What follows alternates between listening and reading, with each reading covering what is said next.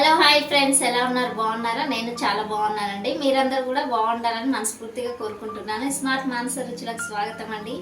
ఈరోజు మనం చేసుకోబోయే రెసిపీ అయితే చిక్కుడుగాయ మెంతికూర కర్రీ అండి. చాలా ఫాస్ట్గా ఈజీగా అయిపోతుంది. ఉదయాన్నే ఆఫీస్కి వెళ్ళే వాళ్ళు ఎంతోమంది ఉంటారు కదా, అలాంటి వాళ్ళకి కూడా ఈజీగా చేసేసుకోవచ్చు. అమ్మో చిక్కుడుగాయ లేట్ అవుతుంది అనుకుంటాం కదా, అది ఒలుసుకున్నంత సమయం కూడా పట్టదు. అంత ఈజీగా ఎలా చేసుకోవాలో చూపిస్తాను. ప్రాసెస్ ఏంటో చూసేద్దాము. కావాల్సిన పదార్థాలు చూద్దాం. ఫస్ట్ అండి, 1/2 కేజీ చిక్కుడుగాయ అయితే తీసుకొని చక్కగా ఇలా ఒలిసి పెట్టేసుకున్నాము. చిక్కుడుగాయ, ఒక పెద్ద ఆనియన్ కట్ చేసుకున్నాను, 2 టమాటోలు, చిన్న కట్ట మెంతికూర అండి, అలాగే పచ్చిమిర్చి పేస్ట్ అండి, పచ్చిమిర్చి, కొంచెం సాల్ట్, వెల్లుల్లి రెబ్బలు ఒక 10 వేసుకున్నాను. మంచి సువాసన వస్తుంది, చాలా బాగుంటుంది ఇలా చేసుకుంటే కర్రీ. పచ్చిమిర్చితో సాల్ట్, ధనియా పౌడర్, పసుపు, కొత్తిమీర, ఇవేనండి మనకు కావాల్సిన పదార్థాలు. అయితే ఇంకా స్టార్ట్ చేసుకుందాం ప్రాసెస్. ముందుగా స్టవ్ వెలిగించుకొని కుక్కర్లో చేసుకుందామండి కర్రీ, అందుకని ఫాస్ట్గా అయిపోతుంది. కుక్కర్లో అయితే ఎక్కువ టైం పట్టకుండా తక్కువ ఆయిల్తో ఫాస్ట్గా అయ్యేలాగా కుక్కర్లో చేసుకుందాము.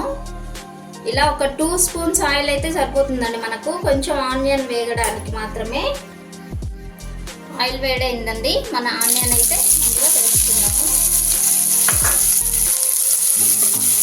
ఇలా ఆనియన్ కొంచెం ఫ్రై చేసుకోవాలి. ఆనియన్లోకి చిటికెడు సాల్ట్ అయితే వేసుకున్నాము, త్వరగా కలర్ మారిపోతుంది, మనకు బ్రౌన్గా వస్తుంది.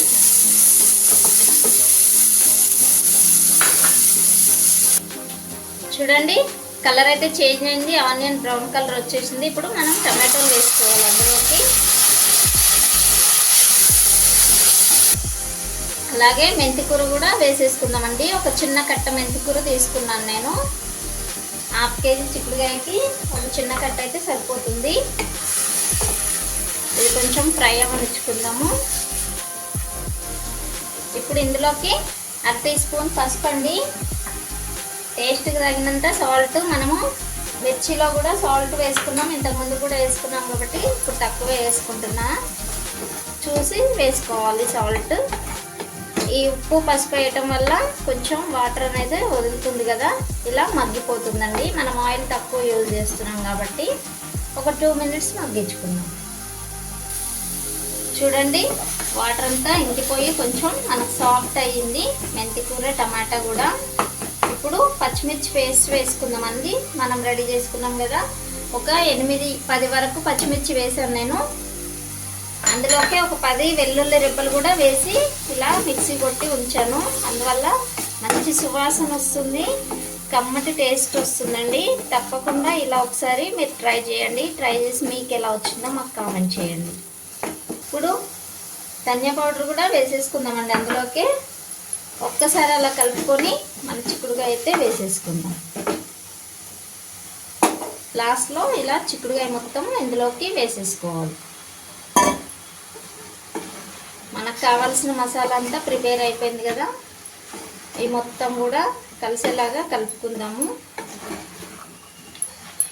చూడండి, మొత్తం అంతా మిక్స్ అయ్యేలాగా కలుపుకొని 1 కప్పు వాటర్ అయితే యాడ్ చేసుకుంటున్నాను నేను. ఈ మొత్తం అంతా వాటర్ కలిసేలాగా కలిపేసుకొని మూత పెట్టేసుకుందాం. ఇలా మూత పెట్టేసుకొని 2 విజిల్స్ అయితే రాణించుకుందామండి. మీడియం ఫ్లేమ్లో పెట్టుకొని 2 విజిల్స్ రాణించుకుంటే సరిపోతుందండి. విజిల్ అయితే వచ్చేసినాయండి 2. ఇప్పుడు స్టవ్ ఆఫ్ చేసేసుకుంటున్నాను.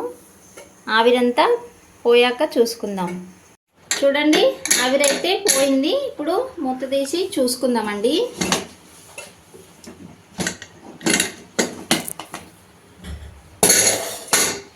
ఇలా మనకు చక్కగా ఉడికిపోయింది.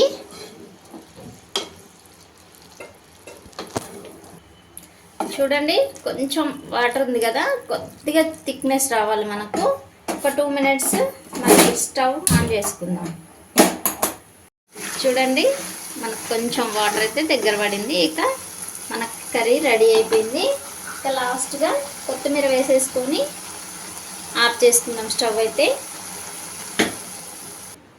చూస్తున్నారు కదండి, మన చిక్కుడుకాయ కర్రీ అయితే ఎంతో ఈజీగా తక్కువ టైంలో ఎక్కువ టేస్టీగా చేసుకోవచ్చు.